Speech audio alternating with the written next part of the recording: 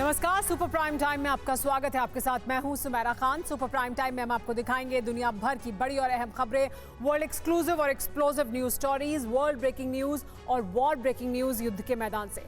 तो शुरुआत करते हैं सुपर प्राइम टाइम की। मॉस्को में आतंकी हमले से तमतमाए पुतिन ने यूक्रेन पर ताबड़तोड़ हमले करने का फरमान जारी कर दिया है।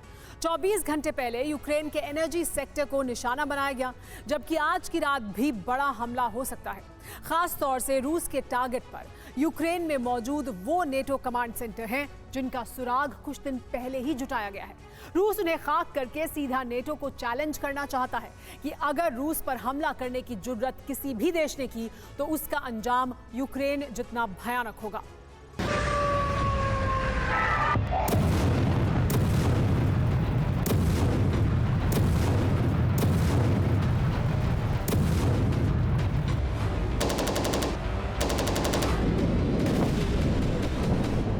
अब पुतिन को कोई नहीं रोक सकता।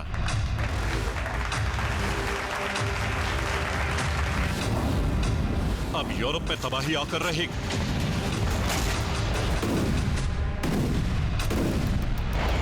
क्योंकि मॉस्को में आतंकी हमला करके पुतिन को सीधा चैलेंज कर दिया है।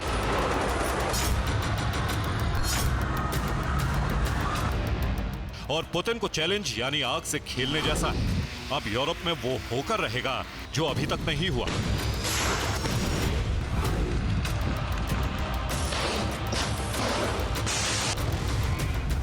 पहले पुतिन के 5 टारगेट समझ लीजिए, जिनके लिए पुतिन ने निकाला है क्रॉकस अध्यादेश। यूक्रेन, पोलैंड, फ्रांस, जर्मनी और ब्रिटेन।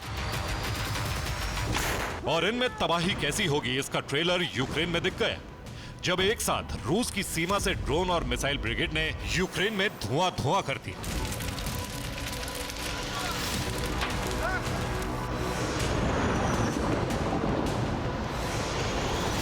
ट्रेलर में इतनी तबाही, जब रूस बर्बादी की पूरी पिक्चर दिखाएगा तो यूक्रेन का सर्वनाश तय है।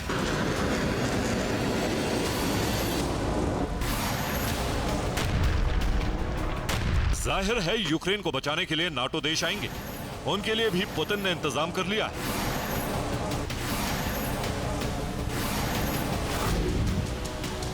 रूस ने FAB 500 M62 बम की बड़ी खेप तैयार कर ली है, जिनसे नाटो देशों पर हमले किए जाएंगे।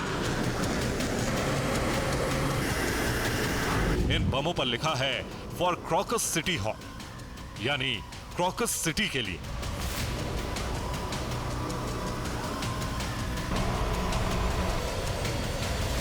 इसका सीधा मतलब है कि इन बम से रूस बदला लेने के लिए तैयार है और यह हमला आज रात हो सकता है, यानी यूक्रेन के लिए आज की रात बड़ी भारी है।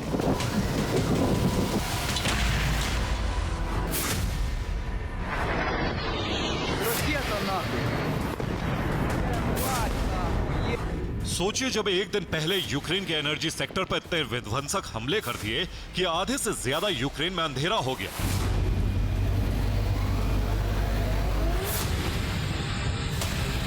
अब विध्वंसक हथियारों में जब रात में बड़ा हमला किया जाएगा तो कितनी तबाही होगी।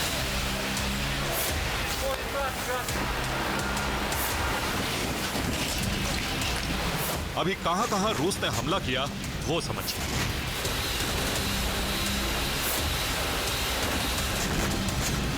रूस ने यूक्रेन के कई पावर हाउस ध्वस्त कर दिए हैं। यूक्रेन को गैस सप्लाई करने वाली पाइपलाइन रूस ने नष्ट कर दी है। ऑयल रिफाइनरी को मिसाइल स्ट्राइक से तबाह कर दिया है। इसके अलावा मिलिट्री बेस पर भी हमला किया गया है। साथ ही सैन्य ठिकानों में बने हथियार गोदामों को उड़ा दिया है।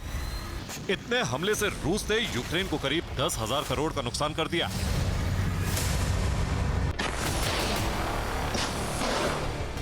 रूस ने 10 ऊर्जा संयंत्र पर हमला किया था।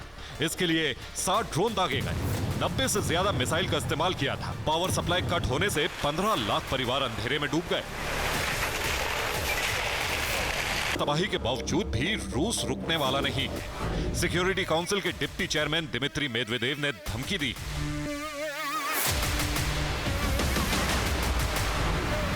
जरा इंतजार करो, तबाही तुम्हारा इंतजार कर रही है। हम मॉस्को हमले के हर गुनहगार को पकड़ेंगे और ऐसी सजा देंगे कि इतिहास याद रखेगा। वो तमाम देश हमारे टारगेट पर हैं जो इस हमले के लिए जिम्मेदार हैं। और ऐसा करने के लिए रूस तैयार है।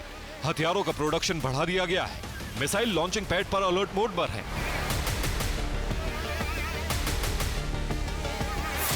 आज की रात यूक्रेन पर बहुत बड़ा हमला हो सकता है, जो एक दिन पहले हुए हमले से भी ज्यादा खौफनाक होगा। रूस के मंसूबे यही लगते हैं।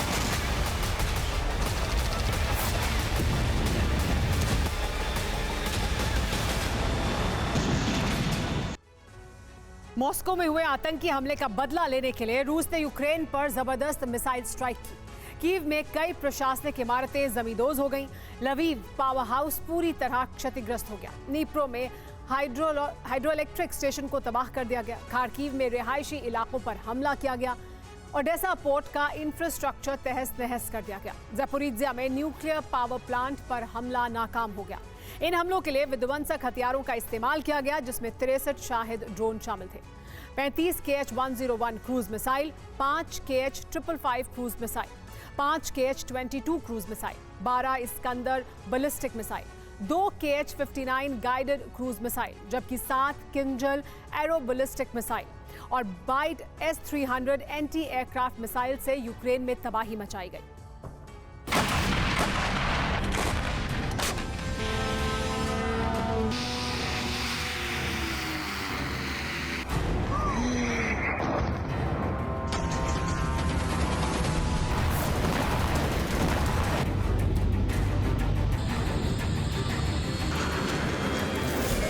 मॉस्को का बदला अभी पूरा नहीं हुआ है।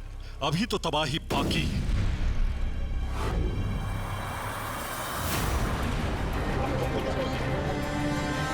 रूस के मंसूबे से साफ है कि अगर इसी तरह हमले होते रहे तो नाटो को युद्ध में कूदना पड़ेगा।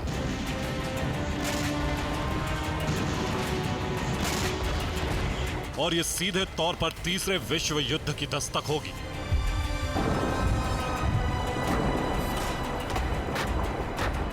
यूक्रेन के मिलिट्री ऑब्जर्वर डेनिस पोपोविक ने अंदेशा जताया है, आने वाले महीने में भी यूक्रेन पर बड़े मिसाइल हमले होंगे। उनके पास मिसाइल का भंडार है। ये ठीक उसी तरह है जैसे पिछले साल मई में उन्होंने ऐसा किया।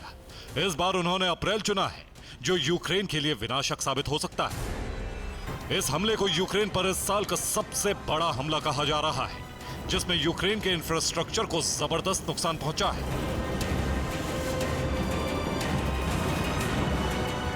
जिसमें पावर हाउस में आग लग गई।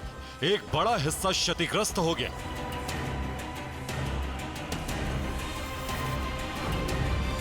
लवीव के अलावा निप्रो में एक हाइड्रो इलेक्ट्रिक पावर स्टेशन को टारगेट किया गया। हमला इतना जबरदस्त था जिसपे स्टेशन की 1/3 पावर जनरेशन क्षमता तबाह हो गई। खार्किव कीव के बाद यूक्रेन का दूसरा सबसे बड़ा शहर है। वहां 31 मिसाइलें दागी गई, जिसमें कई इमारतें जमींदोज हो गई। यह हमले के बाद का वीडियो है। कुछ घंटे पहले इस जगह एक बड़ी इमारत हुआ करती थी, लेकिन अब सिर्फ मलबा बाकी है।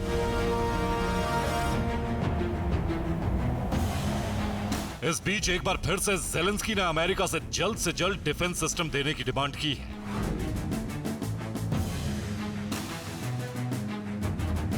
ज़ेलेंस्की ने कहा है, इस वक्त हमें डिफेंस सिस्टम की सबसे ज्यादा आवश्यकता है। रूस बौखलाकर हमले पर हमले किए जा रहा है। मेरी अपील है कि सुपर पावर $60 बिलियन के डिफेंस सिस्टम की खेप जल्दी यूक्रेन पहुंचाए, क्योंकि रूस ने हमले के लिए ईरान मेड शाहेद ड्रोन का इस्तेमाल किया है।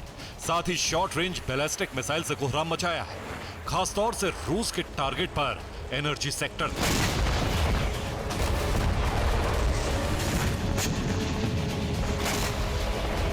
Bureau report, TV9 Bharatvarsh.